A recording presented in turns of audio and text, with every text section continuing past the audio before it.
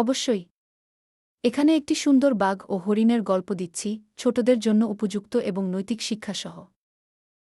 বাঘ ও হরিণের গল্প। একসময় ঘন জঙ্গলে এক বাঘ আর এক হরিণ বাস করত। বাঘ ছিল ভয়ঙ্কর ও শক্তিশালী, আর হরিণ ছিল শান্ত, চঞ্চল ও বুদ্ধিমান। একদিন বাঘ খুব ক্ষুধার্ত হয়ে হরিণকে দেখল। বাঘ মনে মনে বলল, আজ এই হরিণটাই আমার খাবার হবে গু। সে ধীরে ধীরে হরিণের দিকে এগিয়ে গেল। হরিণ বুঝতে পারল বাঘ তাকে ধরতে আসছে। সে বুদ্ধি খাটিয়ে বলল, বাঘ ভাই, তুমি যদি আমাকে না খাও, আমি তোমাকে একটা গোপন কথা বলবো। বাঘ কৌতূহলী হয়ে থেমে গেল। কি কথা বলবে? হরিণ বলল, এই পাহাড়ের ওপারে এক গুহায় অনেক মাংস লুকানো আছে। আমি তোমাকে দেখিয়ে দেবগু।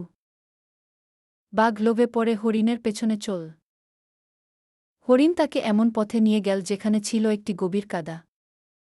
বাঘ বুঝে ওঠার আগেই সেখানে পা পিছলে পড়ে গেল। বাঘ কাদায় আটকে গেল আর হরিণ দৌড়ে পালিয়ে গেল। বাঘ তখন বুঝল, শক্তি দিয়ে সব কিছু জেতা যায় না, বুদ্ধি অনেক সময় শক্তির চেয়ে বেশি কাজ দেয়। নৈতিক শিক্ষা।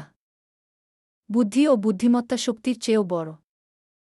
তুমি চাইলে আমি এই গল্পটা ছোট শিশুদের বইয়ের মতো করে ছবি ও সহজ ভাষায় সাজিয়ে দিতে পারি। চাইবে?